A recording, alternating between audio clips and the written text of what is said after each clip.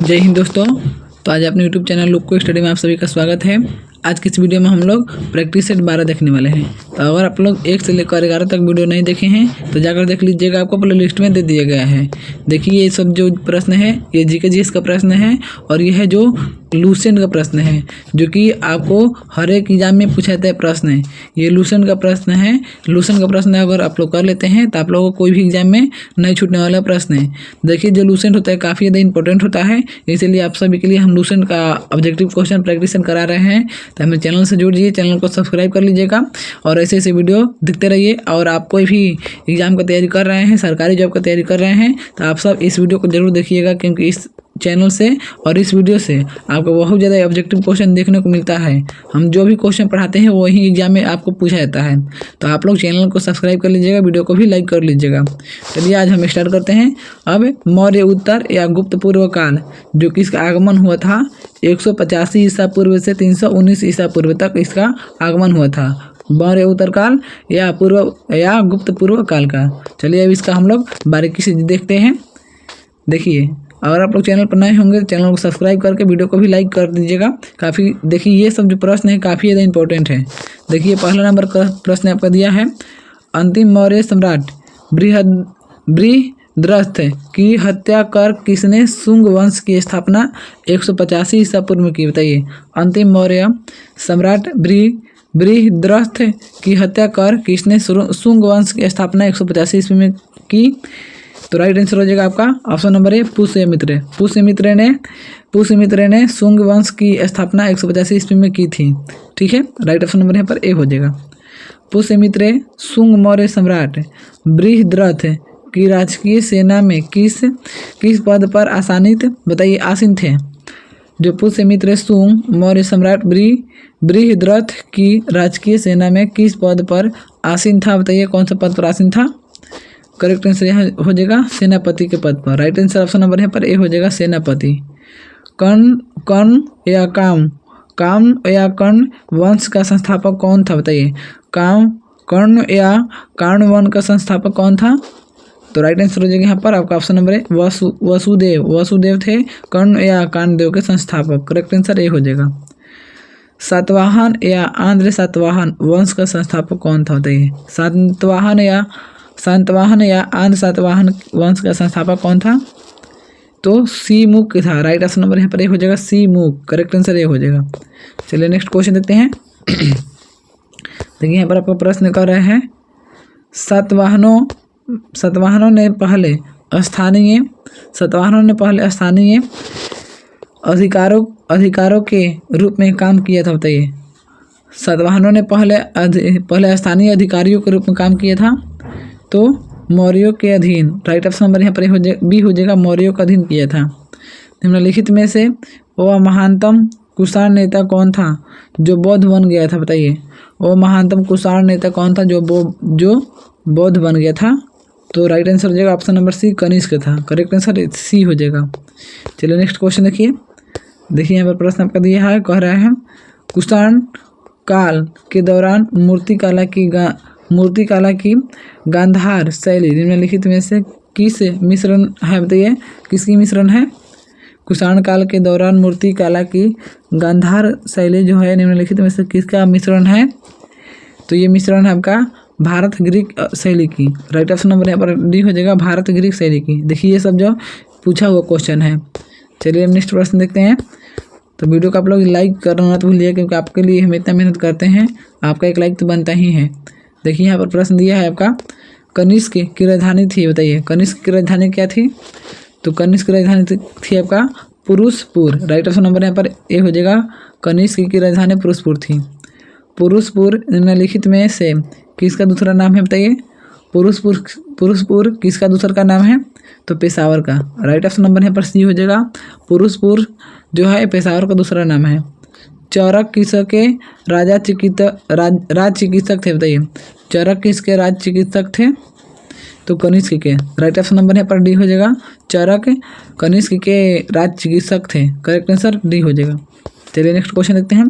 देखिए ये सब कितना इंपॉर्टेंट क्वेश्चन है, ये सब खाली पूछा ही गया है, ये सब प्रश्न है, कोई 2011, 2001, 2002, तो ये सब काफ़ी ज़्यादा इंपॉर्टेंट क्वेश्चन है। लूसेंट का क्वेश्चन इंपॉर्टेंट होता है, जो कि आपके हर एक एग्जाम के लिए ही काफ़ी ज़्यादा इंपॉर्टेंट होता है।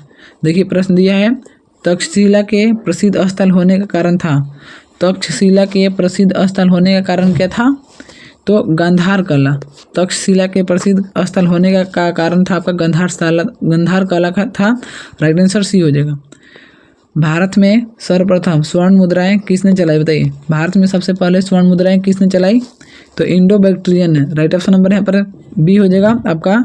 इंडो बैक्टीरियन ने भारत में स्वर्ण मुद्रण सबसे पहले चलाई थी, इंडो बैक्टीरियन ने। करेक्ट आंसर बी हो जाएगा आपका। चलिए नेक्स्ट प्रश्न देखते हैं।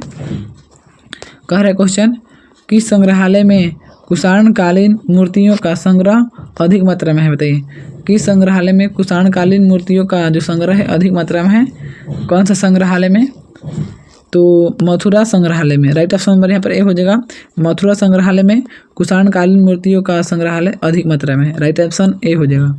निम्नलिखित में किसने सोने की सर्वाधिक शुद्ध सिक्के जारी किए? बताइए, निम्नलिखित में से किसने सोने के शुद्ध सिक्के जारी किए हैं? बताइए, सर्वाधिक सबसे ज़्यादा सोने के सिक्के कौन जारी किए हैं? तो कुषाण। राइट ऑप्शन नंबर यहाँ पर ए हो जाएगा। कुषाण ने सोने के सिक्के और सबसे शुद्ध सिक्के जारी किए हैं, तो राइट आंसर हो जाएगा ऑप्शन नंबर ए।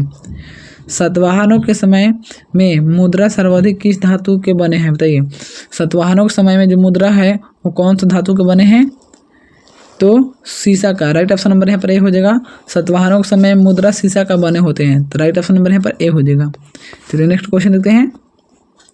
देखिए प्रश्न कह रहा है यहाँ पर, निम्नलिखित में से कनिष्क के समकालीन कौन थे? निम्नलिखित में से कनिष्क के समकालीन कौन थे? तो राइट आंसर हो जाएगा आपका ऑप्शन नंबर बी हो जाएगा। नागार्जुन, अवघोष और वसुमित्र, ये आपके कनिष्क के समकालीन थे। नागार्जुन, अवघोष और वसुमित्र। राइट ऑप्शन नंबर यहाँ पर आपका बी हो जाएगा। किस वंश के शासकों ने ब्राह्मण एवं बौद्ध भिक्षुओं की कर मुक्त भूमि या गांव भूमि अनुदान देने की प्रथा आरंभ की? बताइए, किस वंश के शासकों ने ब्राह्मणों एवं बौद्ध भिक्षुओं की जो ये भिक्षा है देने का आरंभ किया? तो राइट आंसर हो जाएगा आपका ऑप्शन नंबर ए हो जाएगा यहाँ पर। सातवाहन ने ही शुरू कर दिया था बौद्धों की और भिक्षुओं की भिक्षा देने की प्रवृत्ति। राइट आंसर हो जाएगा ऑप्शन नंबर यहाँ पर ए हो जाएगा। नेक्स्ट क्वेश्चन देखिए, कह रहे प्रश्न है, भारतीय रंगमंच में यवनिका पर्दा का शुभारंभ किसने किया? बताइए, भारतीय रंगमंच में यवनिका पर्दा का शुभारंभ किसने किया? तो राइट आंसर हो जाएगा यहाँ पर आपका ऑप्शन नंबर सी हो जाएगा। यूनानियों ने किया। करेक्ट आंसर सी हो जाएगा, यूनानियों। भारतीयों के महान रेशम मार्ग किसने आरंभ कराया? बताइए, भारतीयों के महान रेशम मार्ग किसने आरंभ कराया? तो राइट आंसर हो जाएगा यहाँ पर ऑप्शन नंबर ए हो जाएगा। कनिष्क ने भारतीयों के रेशम मार्ग उपलब्ध आरंभ कराया था। करेक्ट आंसर ए हो जाएगा।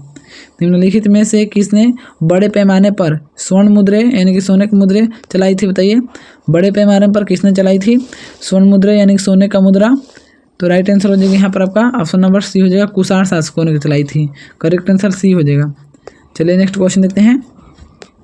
देखिए, चरक और नागार्जुन किसके दरबार की शोभा थे? बताइए, चरक और नागार्जुन किसके दरबार की शोभा थे? तो राइट आंसर हो जाएगा यहाँ पर आपका ऑप्शन नंबर ए हो जाएगा।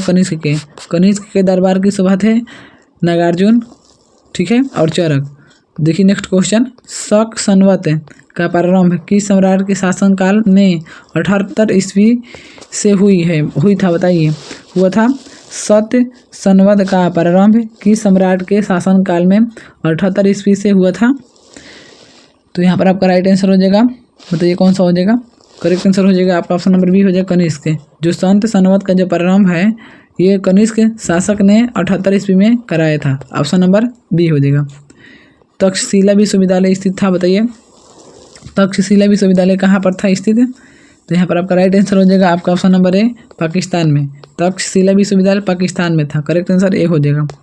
चलिए नेक्स्ट क्वेश्चन देखिए, कह रहे प्रश्न है, प्राचीन काल में कलिंग का महान शासक कौन था? बताइए, प्राचीन काल में कलिंग का महान शासक कौन था? तो प्राचीन काल में कलिंग का महान शासक था आपका खारवेल। राइट ऑप्शन नंबर यहाँ पर सी हो जाएगा। प्राचीन काल में कलिंग का महान शासक खारवेल था। राइट आंसर नंबर सी हो जाएगा। कुषाण काल में सबसे अधिक विकास किस क्षेत्र में हुआ था बताइए। कुषाण काल में सबसे अधिक विकास कौन सा क्षेत्र में हुआ था? तो आपका क्षेत्र हुआ था वास्तुकला में। राइट ऑप्शन नंबर यहाँ पर डी हो जाएगा। कुषाण काल में सबसे अधिक विकास वास्तुकला का हुआ था और वास्तुकला। राइट ऑप्शन नंबर डी हो जाएगा। सातवाहनों ने आरंभिक दिनों में अपना शासन कहाँ शुरू किया बताइए। जो सातवाहन है, सातवाहनों ने आरंभिक दिनों में अपना शासन कहाँ शुरू किया बताइए। आरंभिक दिनों में अपना शासन कहाँ शुरू किया सातवाहन ने? तो आंध्र में। राइट ऑप्शन नंबर यहाँ पर डी हो जाएगा। आंध्र में सबसे पहले शुरू किया था सातवाहनों ने अपना शासन। चलिए नेक्स्ट क्वेश्चन देखते हैं। अगर आप सभी को वीडियो पसंद आ रहा हो तो वीडियो को लाइक जरूर कर दीजिएगा। देखिए यहाँ पर क्वेश्चन दिया है, कह रहा प्रश्न है सातवाहन राज्य की राजधानी कहाँ थी बताइए। सातवाहन राज्य की राजधानी कहाँ थी? तो पैठन या प्रतिष्ठान। राइट ऑप्शन नंबर यहाँ पर बी हो जाएगा। सातवाहन राज्य की राजधानी पैठन या प्रतिष्ठान थी। निम्नलिखित में से कौन सा अभिलेख कलिंग नरेश खारवेल से संबंधित है बताइए। कौन सा जो अभिलेख है कलिंग नरेश खारवेल से संबंधित है? तो उस अभिलेख का नाम है हाथी गुफा। हाथी गुफा जो अभिलेख है ये आपका कलिंग नरेश खारवेल से संबंधित है। तो राइट ऑप्शन नंबर यहाँ पर ए हो जाएगा। नेक्स्ट क्वेश्चन देखिए, कह रहे प्रश्न है कि सातवाहन नरेश ने गाथा सप्तशती नामक महत्वपूर्ण कृति की रचना की बताइए। कि सातवाहन नरेश ने गाथा सप्तशती नामक महत्वपूर्ण ग्रंथ की रचना की बताइए। किसने की है कृति की रचना? तो यहाँ पर आपका राइट आंसर हो जाएगा, आपका ऑप्शन नंबर सी हो जाएगा, हाल ने गाथा सप्तपदी नामक महत्वपूर्ण कृति की रचना की है हाल ने। राइट ऑप्शन नंबर सी हो जाएगा। सातवाहन शासकों की राजधानी राजकीय भाषा थी बताइए। सातवाहन शासकों की राजकीय भाषा क्या थी? तो सातवाहन शासकों की राजकीय भाषा प्राकृत थी। राइट ऑप्शन नंबर यहाँ पर बी हो जाएगा, प्राकृत। निम्नलिखित राजवंशों पर विचार कीजिए बताइए। देखिए यहाँ पर कह रहा है निम्नलिखित राजवंशों पर विचार कीजिए। तो यहाँ पर आपका करेक्ट आंसर हो जाएगा आपके। यहाँ पर देखिए निम्नलिखित राजवंशों पर विचार करना है आपको। तो सुंग, सबसे पहले सुंग, उसके बाद सातवाहन और उसके बाद गुप्त और उसके बाद चोल वंश का शासन आया था। तो राइट ऑप्शन नंबर यहाँ पर डी हो जाएगा। पहले सुंग उसके बाद गुप्त, पहले सुंग उसके बाद सातवाहन उसके फिर गुप्त उसके बाद ऐसा चोल। तो राइट ऑप्शन नंबर यहाँ पर डी हो जाएगा। मौर्य साम्राज्य के ध्वंस के पश्चात कई आक्रमण की श्रृंखला रही। भारत पर सबसे पहले आक्रमण निम्नलिखित में से किसने किया बताइए। भारत पर आक्रमण सबसे पहले किसने किया? निम्नलिखित में से किसने किया है भारत पर सबसे पहले आक्रमण? तो किया है बैक्ट्रियन या ग्रीक ने। राइट ऑप्शन नंबर यहाँ पर ए हो जाएगा। बैक्ट्रियन ग्रीक ने भारत पर सबसे पहले आक्रमण किया था। करेक्ट आंसर ये हो जाएगा। चलिए नेक्स्ट प्रश्न देखिए, कह रहे हैं यहाँ पर सूची 1 से सूची 2 को आपको सम्मिलित करना है। बताइए यहाँ पर कौन सा राइट आंसर हो जाएगा आपका। तो यहाँ पर आपका ऑप्शन हो जाएगा, देखिए अशोक जो है ये प्रियदर्शी से संबंधित है। अशोक प्रियदर्शी से संबंधित है। और जो कनिष्क है ये आपका देवपुत्र है। कनिष्क क्या है? देवपुत्र है। और जो खारवेल है ये खारवेल जो है आपका कलिंग चक्रवर्ती है। खारवेल कलिंग चक्रवर्ती है। और कुमारगुप्त जो है ये विक्रमादित्य है। विक्रमादित्य कुमारगुप्त है। तो राइट ऑप्शन नंबर यहाँ पर आपका डी हो जाएगा। चलिए नेक्स्ट क्वेश्चन देखते हैं। देखिए यहाँ पर भी आपको देखिए कह रहे प्रश्न यहाँ पर विक्रम संवत कब से प्रारंभ हुआ बताइए। विक्रम संवत कब से प्रारंभ हुआ? तो विक्रम संवत आपका प्रारंभ हुआ 58 ईसा पूर्व से। ऑप्शन नंबर यहाँ पर आप करेक्ट डी हो जाएगा, बी हो जाएगा। जो आपका विक्रम संवत है ये आपका 58 ईस्वी से प्रारंभ हुआ था, ईसा पूर्व से, 58 ईसा पूर्व से। करेक्ट आंसर बी हो जाएगा। देखिए यहाँ पर आपका सूची 1 से सूची 2 को सम्मिलित करना है यानी मिलान करना है आपको। तो यहाँ पर देखिए हो जाएगा आपका यहाँ पर विक्रम संवत्सर है, जो विक्रम संवत्सर जो है ये 58 ईसा पूर्व में आया था। और संवत्सर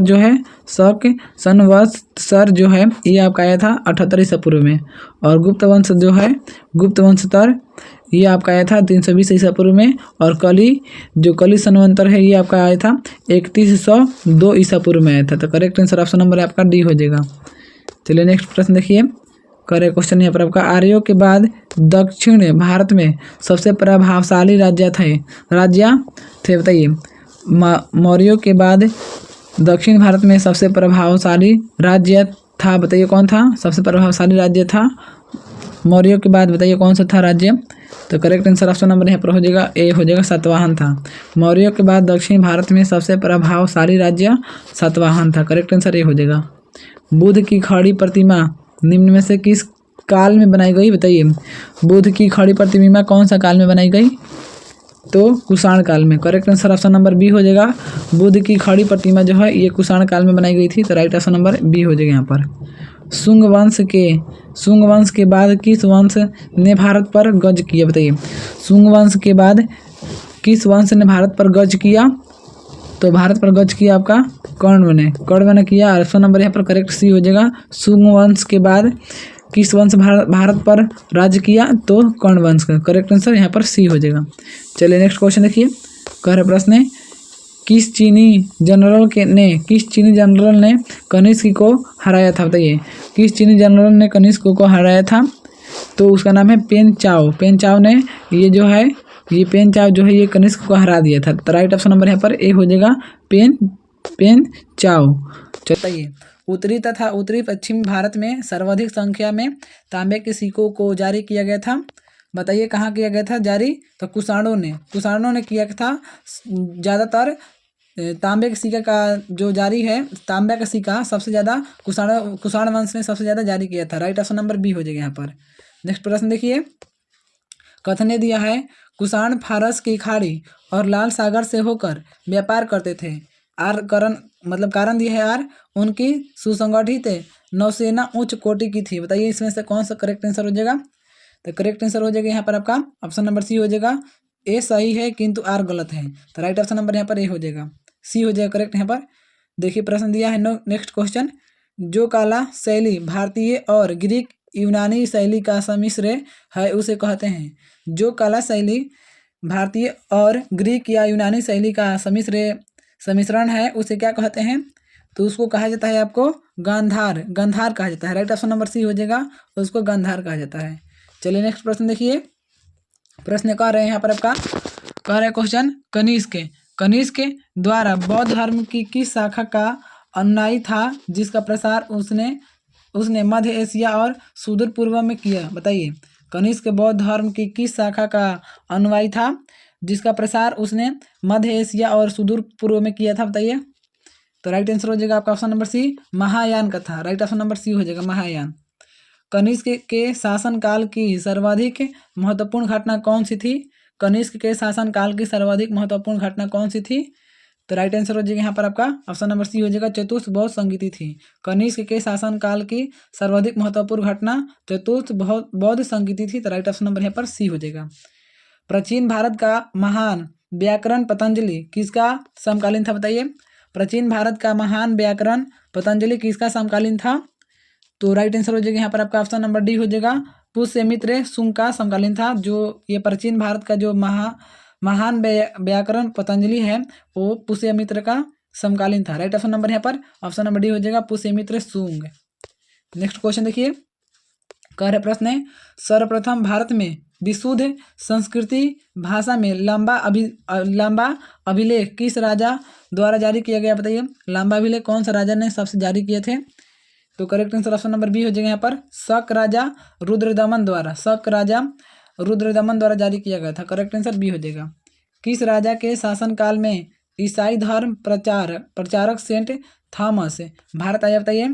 किस राजा के शासनकाल में ईसाई धर्म प्रचारक सेंट थॉमस भारत आया, तो करेक्ट आंसर हो जाएगा यहाँ पर आपका ऑप्शन नंबर सी हो जाएगा, ऑप्शन नंबर सी हो जाएगा यहाँ पर, गोंदोफिनर्स जो था ये भारत आया था, थॉमस भारत आया था। राइट ऑप्शन नंबर यहाँ पर सी हो जाएगा।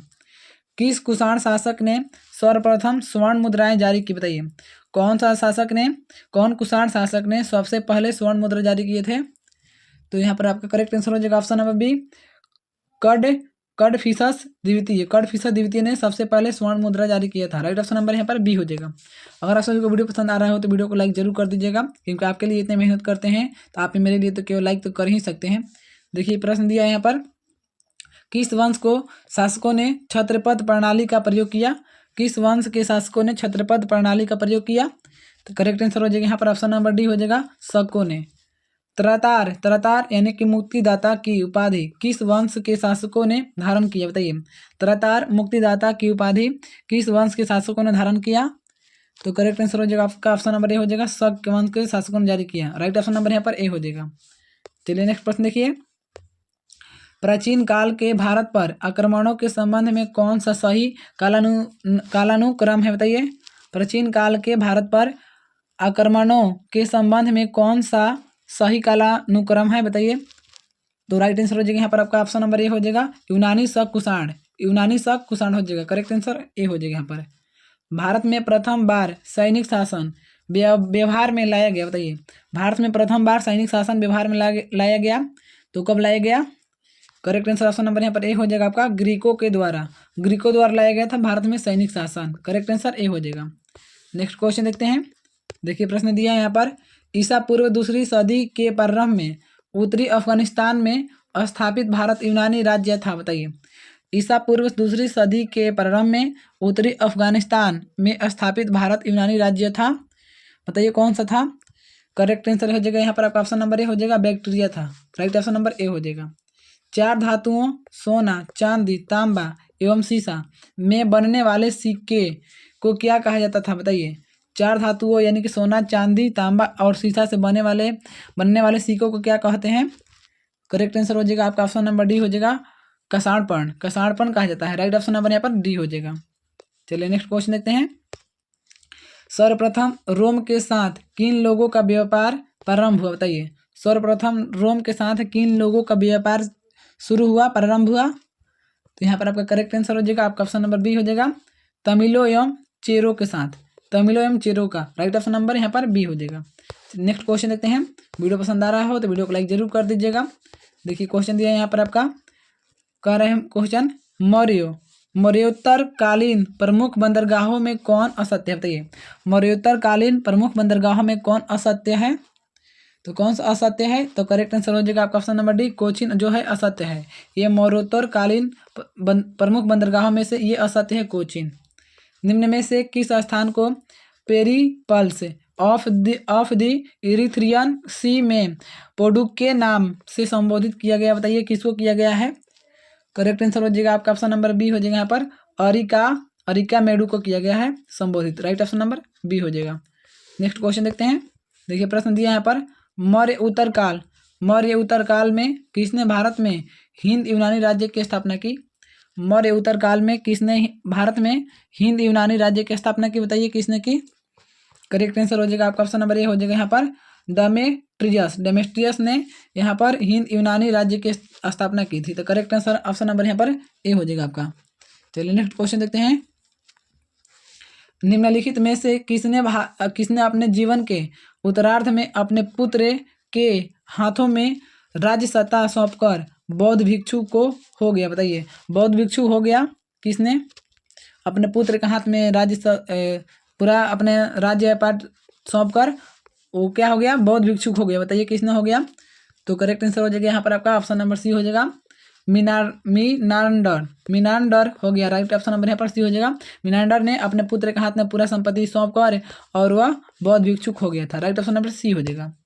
नेक्स्ट क्वेश्चन देखते हैं। कुषाणों का संबंध था, बताइए कुषाणों का संबंध किससे था? तो चीन के यूची जनजाति से। राइट ऑप्शन नंबर सी हो जाएगा, चीन के यूची जनजाति से कुषाणों का संबंध था। नेक्स्ट क्वेश्चन देखिए, निम्नलिखित में से कौन कनिष्क के बौद्ध होने के लिए उत्तरदायी था, बताइए। निम्नलिखित में से कौन कनिष्क के बौद्ध होने के लिए उत्तरदायी था? तो कनिष्क कौन बौद्ध होने के लिए उत्तरदायी था? तो अश्वघोष। राइट ऑप्शन नंबर यहाँ पर आपका बी हो जाएगा, अश्वघोष ने बौद्ध होने के लिए उत्तरदायी था। तो राइट ऑप्शन नंबर यहाँ पर बी हो जाएगा। नेक्स्ट क्वेश्चन देखिए, यहाँ पर सूची 1 से सूची 2 का आपको सम्मिलित करना है। देखिए यहाँ पर हो जाएगा आपका इंडो ग्रीक जो है, इंडो ग्रीक का संबंध है हिंद यवन से इंडो ग्रीक का संबंध है। और शक का जो संबंध है ये आपका सिथियन से है, और पाथारवा का संबंध है जो पहलव से है। तो राइट ऑप्शन नंबर यहाँ पर आपका ऑप्शन नंबर ए हो जाएगा। नेक्स्ट क्वेश्चन देखते हैं।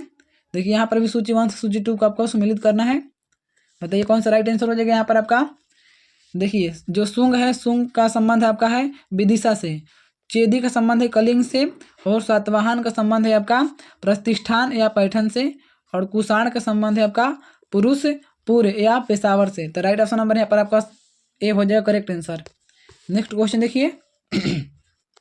प्रश्न कह रहे हैं यहाँ पर आपका रोमन साम्राज्य के अनुसरण पर किस वंश के शासकों ने कैंसर यानी कि सीजर की उपाधि ग्रहण की, बताइए। रोमन साम्राज्य के अनुसरण पर किस वंश के शासकों ने कैंसर सीजर की उपाधि ग्रहण की है, बताइए किसने की है। तो यहाँ पर आपका करेक्ट आंसर हो जाएगा आपका ऑप्शन नंबर सी हो जाएगा, कुषाण ने कैंसर या सीजर की उपाधि ग्रहण की है। तो राइट ऑप्शन नंबर यहाँ पर सी हो जाएगा। निम्नलिखित में से किसका निर्माण शुंग काल में हुआ, बताइए किसका निर्माण शुंग काल में हुआ।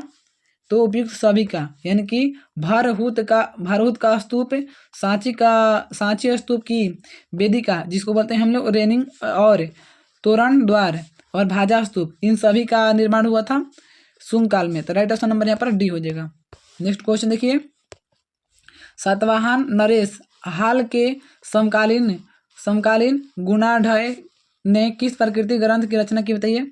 सातवाहन नरेश हाल के समकालीन गुणाढ़ ने किस प्रकृत ग्रंथ की रचना की। तो यहाँ पर करेक्ट आंसर हो जाएगा आपका ऑप्शन नंबर ए, बृहत कथा की रचना की है। तो राइट ऑप्शन नंबर ए हो जाएगा। निम्नलिखित कथनों पर विचार कीजिए, बताइए यहाँ पर कथन पर आपका विचार कीजिए करना है, बताइए कौन सा करेक्ट आंसर हो जाएगा यहाँ पर। तो देखिए यहाँ पर खाली यहाँ पर 3 राइट आंसर हो जाएगा आपका। बोध गया में शशांक ने बोधि वृक्ष को काट दिया था। बोध गया में शशांक ने बोधि वृक्ष को काट दिया था। तो राइट ऑप्शन नंबर यहाँ पर आपका डी हो जाएगा। यहाँ पर इनमें से कह रहा है कौन सा कथन सही है। तो यहाँ पर ऑप्शन नंबर केवल 3 सही है। जो बोध गया में जो शशांक वृक्ष है वो बोध वृक्ष शशांक ने काट दिया था। तो correct answer option number D हो जाएगा। नेक्स्ट क्वेश्चन देखते हैं। देखिए प्रश्न यहाँ पर दिया है आपका। अब वीडियो पसंद आ रहा है तो वीडियो को लाइक जरूर कीजिएगा। देखिए क्वेश्चन कर रहे हैं यहाँ पर निम्नलिखित में से किस अभिलेख में चंद्रगुप्त मौर्य और अशोक दोनों का उल्लेख किया गया, बताइए कौन सा अभिलेख में चंद्रगुप्त मौर्य और अशोक दोनों का उल्लेख मिलता है।